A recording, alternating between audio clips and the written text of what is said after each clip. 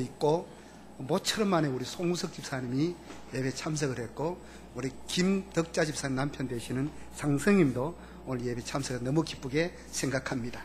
제가 온 교인들을 대표해서 제가 기쁨으로 모두를 여러분 축복합니다.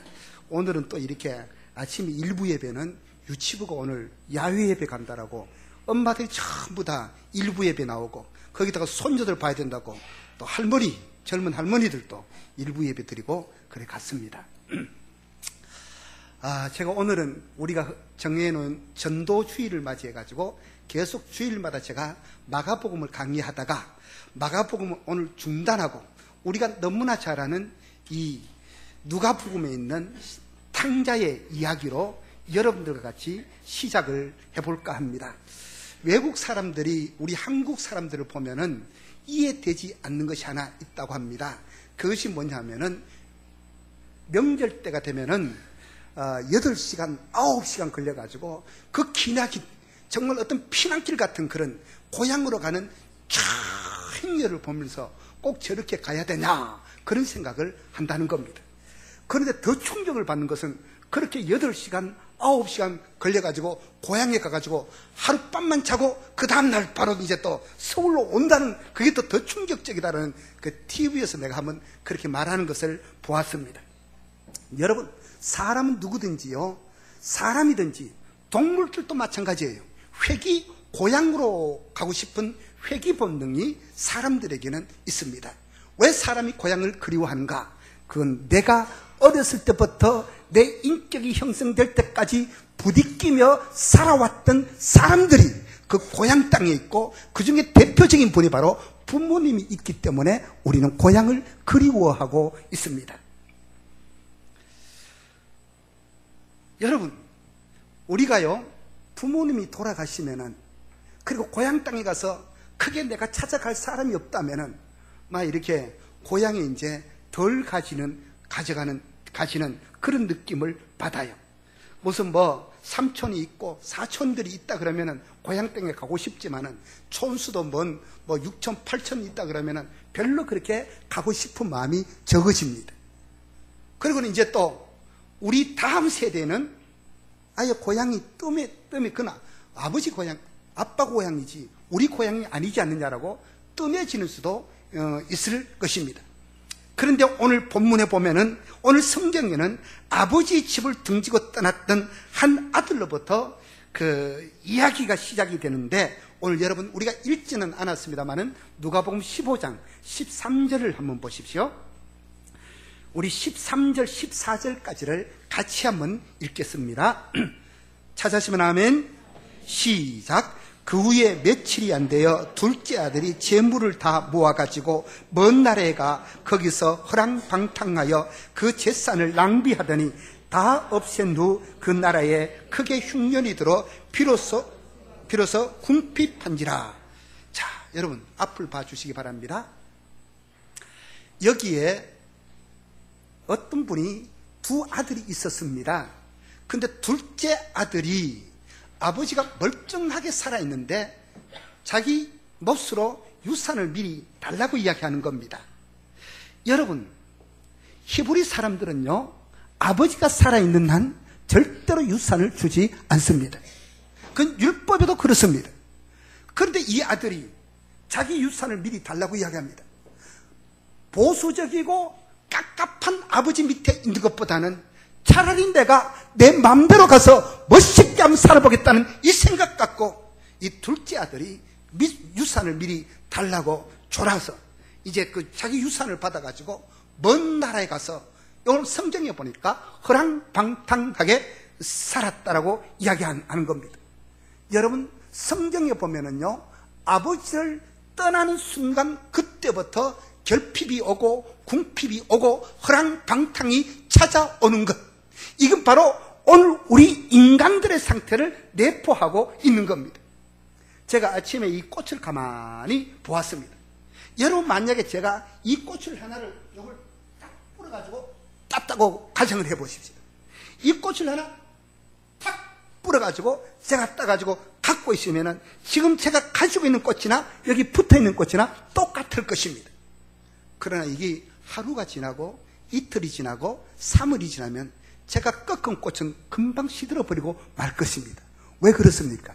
원줄기로부터 올라오는 수액을 공급을 받지 못하기 때문에 이 꽃은 떨어지는 순간부터 살아있는 것 같지만은 사실은 뭐예요? 그건 죽어있는 거와 마찬가지입니다. 우리가 하나님께서는 이 온 세상을 창조하시고 제일 마지막 날 우리 인간을 창조하셨습니다. 하나님의 형상과 하나님의 모양, 하나님을 닮은 멋있는 인간을 하나님이 만드셨습니다. 그런데 제가 우리 인간 속에 들어와서 하나님으로부터 독립하려고 하는 그런 마음을 심었습니다.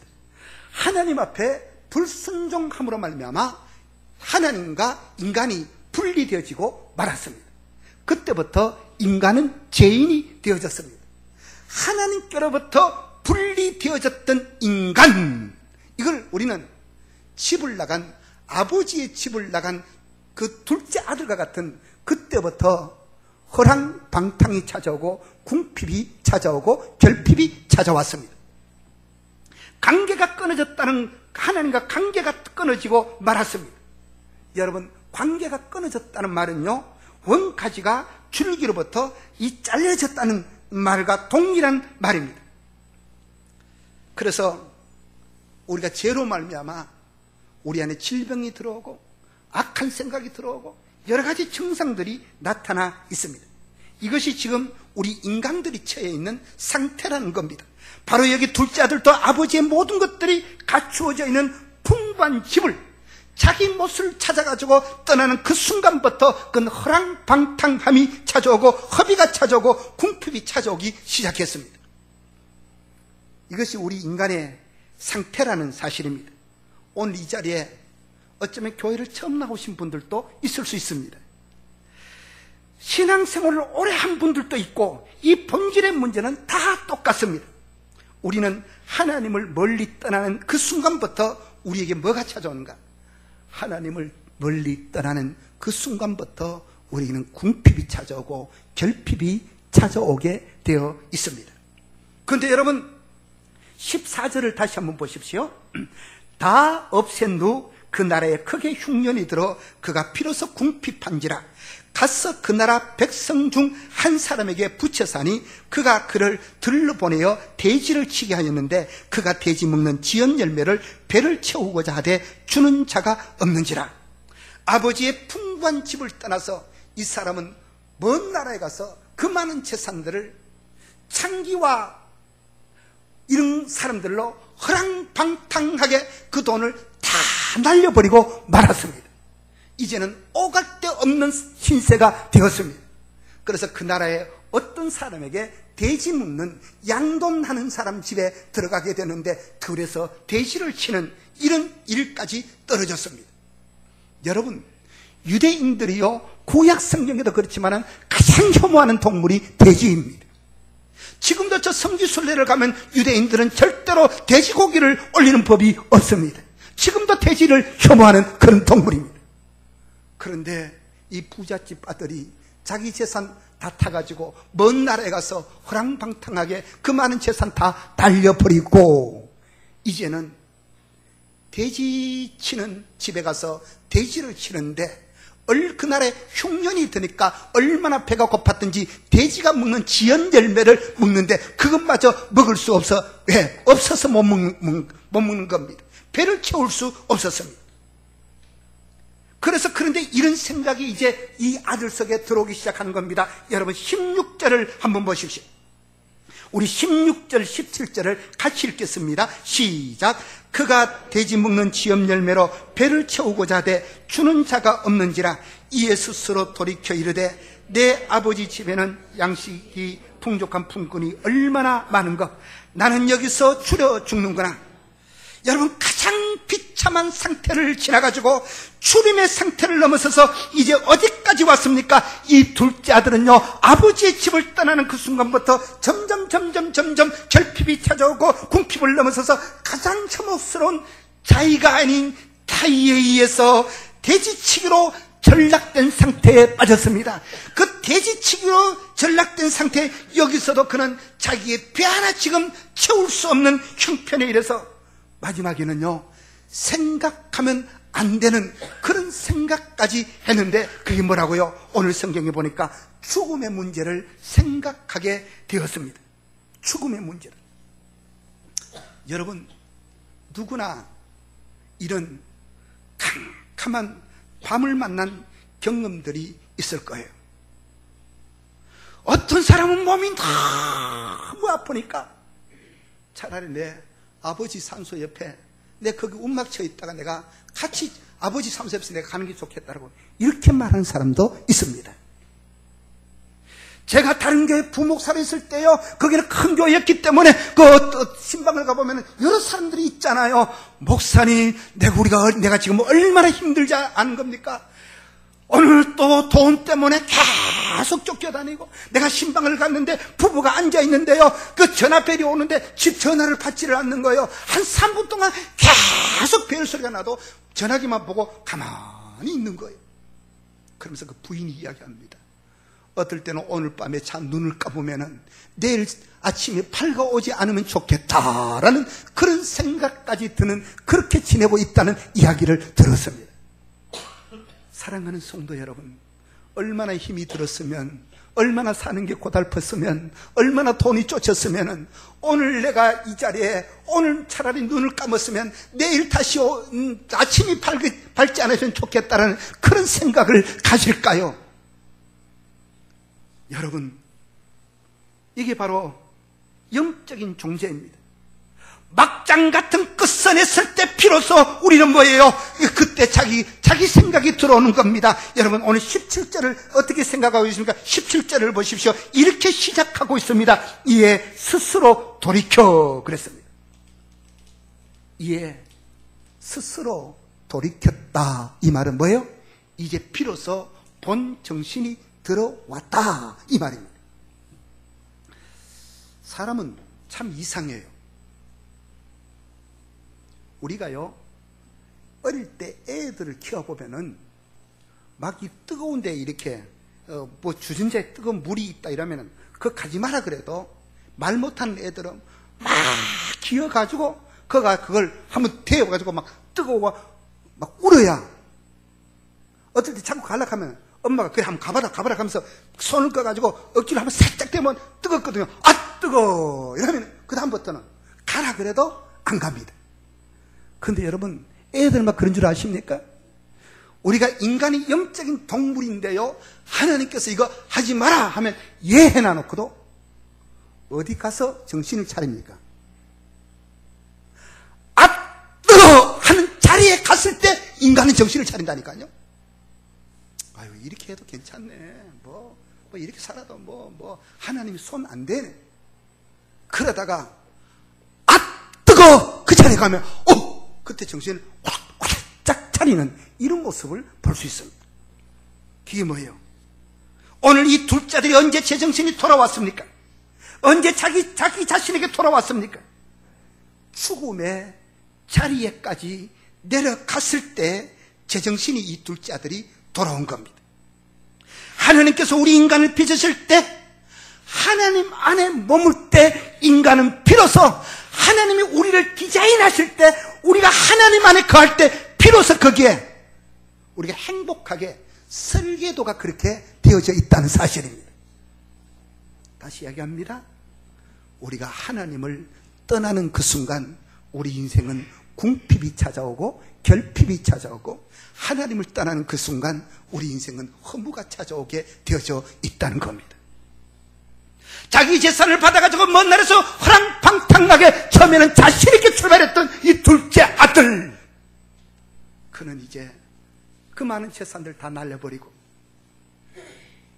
외국 땅에서 아무것도 할 수 없는, 돼지를 먹이는 지엄 열매도 배로 못 채우는 자기의 비참한 신세, 생각하지 말아야 될 죽음의 문제까지 내려갔다가 그는 아버지 집을 생각하게 됩니다.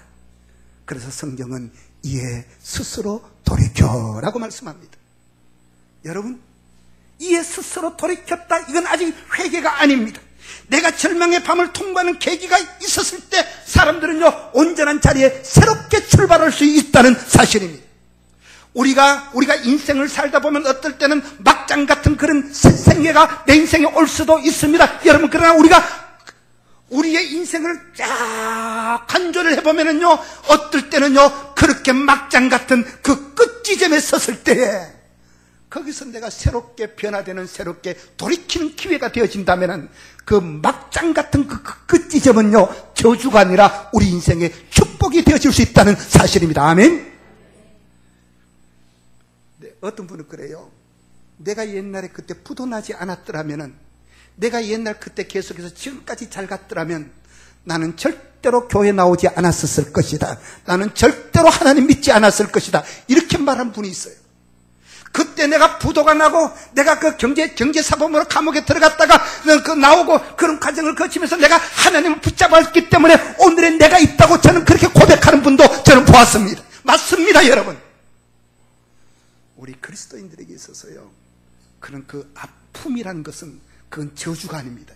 그게 오늘의 나 되게 했다면은 그때 그 처참한 아픔, 밤 같은 어두운 세월은요, 그게 오히려 내 인생을 살아가는데 그게 자본이 되고 자원이 되었다는 사실입니다. 아멘. 제가 여러분들 그래라는 말이 아니에요. 나는 여러분 모두가 행복하기를 원합니다. 밤 같은 세월이 없어지기를 원합니다. 아멘 하는 분들에게 그런 은혜가 있기를 축원합니다. 여러분, 우리가 18절을 한번 보십시오. 내가 일어나 아버지께로 가서 이르기를 아버지, 내가 하늘과 아버지께 죄를 지어 싸우니 지금부터는 아버지의 아들이라 일컬음을 감당하지 못하겠나이다. 나를 품꾼의 하나로 보소서 하리라 하고. 이건 지금 회개가 아니에요. 마음을 지금 돌이키는 작업입니다. 자기가 작정하는 겁니다. 그렇게 마음을 먹고 있어요. 회개는 어떻게 하면 됩니까? 회개는요, 실제로 그렇게 옮기는 것이 회개지, 이건 회개가 아닙니다. 20절을 보십시오. 이에 일어나서 아버지께로 돌아가니라. 여기까지가 진짜 이제 회개가 시작되는 겁니다. 떠났던 자리로 아버지께로 돌아가는 것까지 온전한 회개입니다. 그런데 오늘 이 자리에 다시 한번 보십시다. 내가 이 고향 같은 아버지의 품을 떠난 지가 너무 오래되었구나. 내가 너무 오랜 시간을 잊지 말아야 할 그 자리에 머물고 있었구나. 이런 자각이 돌아왔다면 우리는 그 자리에서 지금 벌떡 일어나 아버지께로 가야 되는 겁니다. 사랑하는 성도 여러분, 내가 하나님께 떠나 있다면요, 내가 하나님을 떠났다면 떠났던 그 자리에 출발선으로 우리는 다시 가야 되는 겁니다. 이에 일어나 아들은 회복하고 살 수 있는 유일한 방법이 아버지 집으로 돌아간 겁니다. 거기에 고향집, 이 아들이 그런 막다른 막장 같은 길에 부딪혔을 때 제일 먼저 떠올랐던 것이 바로 고향집 아버지입니다. 여러분, 우리가 고향에 부모님이 없어 봐요. 가기가 좀 별로 갈 마음이 5번 갈 거, 1번, 2번도 갈까 말까 합니다. 우리는 고향이라는 것이 거기에 선친이 있고 아니면 선친의 묘가 있고 그렇기 때문에 가는 겁니다. 나를 기다려주는 사람이 있다는 사실 하나 때문에 늘 고향은 고생길에도 또 일어나서 떠나고 싶은 것이 고향입니다. 이 아들에게도 그런 자각이 있었습니다. 우리 인간은요, 하나님이 창조할 때부터 우리 인간은 하나님 앞에 있어야 될 본성들을 우리는 피할 수가 없습니다. 어떤 큰일이 갑자기 탁 일어나면은 어이구 원숭이 일합니까? 어이구 하나님 우리 이러지 않습니까? 그건요, 우리가 우리의 본향이 하나님이라는 사실을 말씀해주고 있는 겁니다. 자, 그러면 이 아들이 이제 스스로 돌이켜 아버지께로 가는 겁니다. 야, 그러면 내가 한번 물어보겠습니다. 내가 이제 아버지께로 간다. 야, 신난다. 거기 가면 먹을 것이 많다. 눌랄랄라 하고 기쁜 마음으로 갔을까요? 몸이 천근만근 그런 걸음으로 갔을까요? 천근만근 걸리는 그런 걸음으로 이 아들은 이제 아버지께로 갑니다. 가면서도 어떤 생각을 했을까요? 야 이놈의 새끼야, 그 많은 재산 다 어떻게 했어? 이런 아버지 화난 모습을 생각했을 겁니다. 저건 누구니 집 저 둘째 아들 저놈 저 방탕놈 저놈 돌아왔다, 동네 사람들의 손가락질을 생각했을 겁니다. 그렇게 말렸건만 떠나간 성질을 풀지 않는 우리 형님은 어떻게 할까, 그런 생각도 이 아들은 들었을 겁니다. 여러 가지 생각들이 이 아들을 지금 머릿속으로부터 짓누르고 있었을 겁니다. 그러나 이 아들은 그럼에도 불구하고 내가 살 길은 아버지께로 가는 길밖에 없다라고 걸음을 아버지께로 댄 겁니다. 그 걸음에 천금만금 무거운 걸음이었을 것입니다. 그런데 아들은 이런 생각 갖고 아버지한테 가는데 고향에 있는 아버지는 어떤 생각을 갖고 있었을까요? 20절을 한번 보십시오. 이에 일어나서 아버지께로 돌아가니라. 아직도 뭐가 먼데요? 거리가 먼데. 아직도 거리가 멀다 말은 이 사람끼리는 서로 알아볼 수 없는 그런 거리라는 겁니다. 그런데 여러분 저를 보십시오. 저 멀리서, 저는 눈이 좀 나빠요. 저 뒤에 앉은 분이 누군가 하고 막 이렇게 찡그리게 봐야 되는데, 저 멀리서 콩알 만한 어떤 사람이 걸어오는데 점점 커지는 겁니다. 여러분, 이 아들의 모습을 누가 제일 먼저 봤을까요? 그럼 다시 물어보겠습니다. 아들이 먼저 아버지를 알아봤을까요? 아버지가 먼저 아들을 알아봤을까요? 오늘 여러분 참 똑똑합니다. 여러분, 아들은 나갈 때는 당당했던 그 아들, 먼 나라에서 허랑방탕 다 재산 탕진하고 몰골이 형편없이 그랬는데도 아버지는 그 아들을 알아보는 겁니다. 아들보다도 아버지가 아들을 먼저 알아보고 있어요. 여러분 다시 물어보겠습니다. 이 아들이 돌아왔기 때문에 아버지가 용서한 겁니까? 아버지는 이미 아들이 안 돌아와도 마음에 용서하고 기다린 겁니까? 1번이에요, 2번이에요? 왜 대답 안 해요? 못 들었어요? 1번, 아들이 돌아왔기 때문에 용서했다. 2번, 아들이 돌아오지 않았는데도 아버지는 이미 용서하고 기다렸다. 몇 번이에요? 내가 가르쳐주고 있잖아요, 2번이라고. 아버지는요, 아들이 돌아오지 않아도 벌써 아들을 다 용서하고 기다리고 있는 것이 아버지의 마음입니다. 여기 보니까 아직도 거리가 먼데 아버지가 그를 보고 축인이 여겨 달려가 목을 안고 입을 맞추니, 이게 바로 아버지의 마음입니다. 우리는 돌아오면서 오만 생각을 다 합니다. 내가 이 꼴로 어떻게 돌아가나, 혹시 내가 나가서 저지른 죄값에 대해서 아버지가 회초리 들고 벼르고 있으면 어떡하나, 이런 생각 때문에 어떨 때는 교회로 발걸음을 옮기기가 힘들 때가 있습니다. 아버지께로 돌아오는데 머뭇머뭇하고 쭈삣쭈삣하고, 내가 아버지께로 가기는 가야 되는데 내가 이렇게 어떻게 사람이 염치가 있지 어떻게 가야 되냐, 이런 경우들이 사람들은 갖고 있다는 사실입니다. 그러나 아버지의 마음은 일편단심 자녀들을 향해서 측은히 여기는 마음이 있어요. 그저 자식이 콜록콜록 감기만 걸려도 옛날에 아버지 부모들은 어떻게 합니까? 아이고 내가 저건 임신했을 때 내가 옳게 못 먹고 고생해가지고 저거 부실하게 나가지고 맨날 저거 병실한다. 모든 부모들은요, 자식들이 뭔가 건강이 좋지 못하면 전부 다 부모 탓으로 돌리는 겁니다. 그렇죠? 여러분 그렇게 살았죠? 60 이상 되신 분들. 그게 우리 부모의 마음입니다. 이런 걸 갖고 뭐라 그래요? 이걸 갖고 뭐 축은 지심이라 그럽니까? 사자 용어에 그런 성에 그런 말이 있잖아요. 아무튼 우리 아버지는 저와 여러분들에게 이런 축은히 여기는 마음을 언제나 갖고 계시는 겁니다. 우리 하나님은요, 죄값을 일일이 따지고 묻는 그런 율법주의 엄한 아버지가 아니라는 겁니다. 언제든지 어떤 상태든지 돌아오기만 한다면 한쪽 눈이 멀어서 온다든지 한쪽 팔이 잘려서 온다든지 아무 상관없습니다. 아버지 하나님은 그대로 다 받아들이는 것이 아버지 하나님의 뜻입니다. 여기 보니까 측은히 여겨라고 말씀합니다. 측은히 여겨. 집 밖에 서서 아들을 기다리는 아버지. 그 다음 보십시오. 측은히 여겨 달려가 목을 안고 뭘 맞추니? 입을 맞추니. 우리는 그냥 한 번 입 맞추었다란 그런 생각을 하는데요, 성경에 보면은 어느 상에는 보면 여러 번 입을 맞추었다는 겁니다. 야, 이 녀석아, 왜 빨리 좀 오지? 이제 왔냐? 이러면서 끌어안고 입을 맞추고 또 입을 맞추고 좀 빨리 오지 두드리면서 또 입을 맞추는 여러 번 그런 행위를 반복을 하고 있는 겁니다. 여러분, 나는 이걸 보면서 교회가 뭐냐?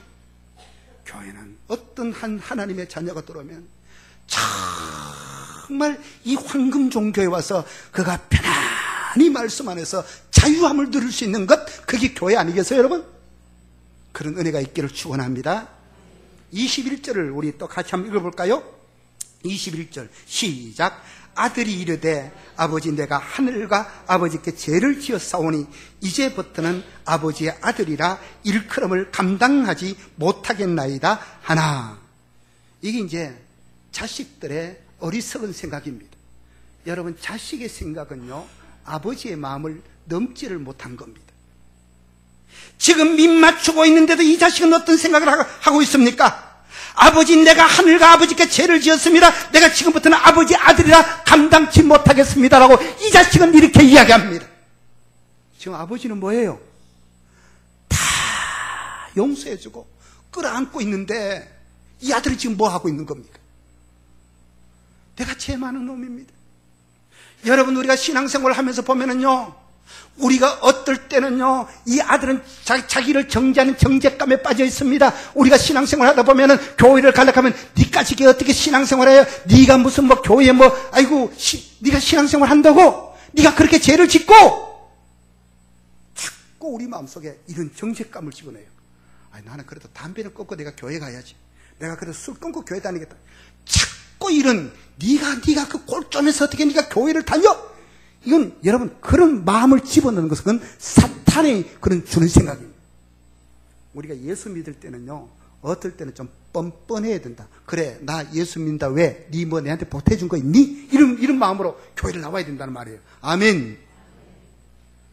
사탄은요, 틈만 나면 네가 생활이 그렇게 지저분하게, 네가 그러면서 무슨 네가 교회를 나가? 이러면서 우리와 하나님과의 관계를 자꾸만 단절시키는 것, 이게 바로 사탄의 전술 전략입니다, 여러분. 이 둘째 아들은 자꾸 정죄감에 붙들려 있었습니다. 그런데 아버지는 뭐라고 이야기하고 있습니까?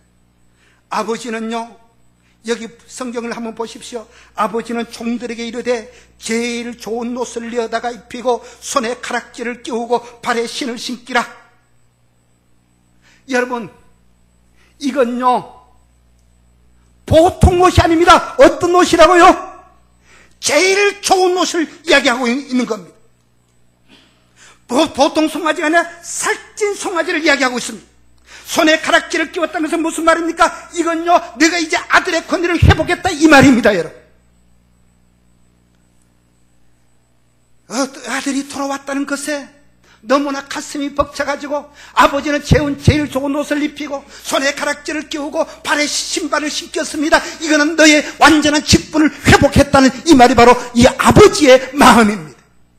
오늘 우리가 이 땅에 살면서, 우리가 세상에 살아가면서 여러 가지 죄를 지을 수 있습니다. 허랑방탕하실 수 있습니다. 그러나 아버지께로 돌아올 때 아버지는요, 우리를 껴안고 입을 맞추고 반지를 끼워주고 새 옷을 입혀주고 신발을 신겨주고, 이런 아버지의 사랑 걱정하지 마. 내가 다 너를 회복시켜 준다. 너는 내 아들이야. 이게 아버지의 마음입니다, 여러분. 아멘. 중요한 거는요, 우리가 하나님께로 돌아오는 마음입니다. 얼룩진 모습이라도 하나님의 품에 안기기만 하면 하나님 아버지께서 잘 왔다, 잘 왔다, 잘 왔다 벗기고 새옷 입히고 손에 가락지 끼워가지고 아들의 지위를 회복시키는 겁니다. 아무도 이 사랑에서 정죄할 자가 없어요. 누가 우리를 그리스도의 사랑에서 끊으리요? 환난이나 기근이나 핍박이나 이 모든 것들이 우리를 그리스도의 사랑에서 끊을 수 없다라고 성경은 로마서 8장 30절에 말씀하고 있습니다, 여러분. 아멘. 손에 가락지를 끼우고 발에 신을 신기라. 그냥 송아지가 아닌 살찐 송아지. 여기 아버지의 마음이 있습니다. 다 끌어다가 잡아라. 우리가 먹고 즐기다 이 잔치가 벌어진다는 사실입니다. 저는요, 이 본문을 많이 묵상을 했는데 이번에 또 가만히 묵상을 해보니까 둘째 아들이 아버지의 유산을 미리 타가지고, 자기 유산을 타가지고 허랑방탕하게 재산을 막 허비를 했잖아요. 근데 아버지도 지금 오늘 뭐 하고 있어요? 송아지를 잡아라, 동네 사람들을 불러라, 잔치를 베풀어라. 지금 뭐 하고 있는 거예요? 엄격히 따지면은 아버지도 낭비하고 있는 거예요. 그러나 이런 낭비를 무슨 낭비라 그래요? 이건 제가 만들어낸 말입니다. 거룩한 낭비라고 합니다, 여러분. 독일의 신학자 헬무트 틸리케는요, 기다리시는 아버지라는 책으로 설교 제목을 내는 설교집을 냈는데, 제가 그 책을 읽다가 전에는 탕자의 비유, 둘째 아들 탕자라고 했는데, 사실 이 본문은요, 탕자에게 초점이 있는 것이 아니라 뭐요? 그 아들이 나간 아들을 기다리는 아버지에게 초점이 있다는 사실입니다. 집 나간 탕자에게 초점이 있는 것이 아니라 뭐요? 문 밖에 서서 기다리시는 아버지. 사실 이렇게 제목을 잡아야 이게 더 정확한 제목입니다.